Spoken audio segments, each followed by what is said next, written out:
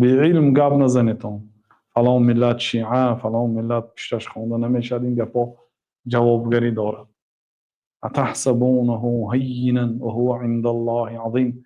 به زبانتون از سخن میگویید، میگوید وقتی که پرسیده میشید که برای چی این گپ گفتی، منم شنیدم، خکتی نمیشه. اتحسبونه هینا، من شنیدگی ما گفتم. از کیم کجا شنیدیم؟ قیل و قال. تحسبونه هینا، ما فکر میکنیم که این گپ میگوید هیچی نیست. و هو عند الله عظیم، این در پیشگاه الله تعالی وزنین است، عظیم است، جوابگری دارد روز قیامت. هر یک سخنی که تلفظ کردید جوابگری دارد. بنابراین پیامبر صلی الله علیه و سلم گفتن که یا سخنی نیکو بگو یا خاموش نشین. نیکویی که یعنی عمیق میدونی که حاضر همین سخن به ثواب میگیری،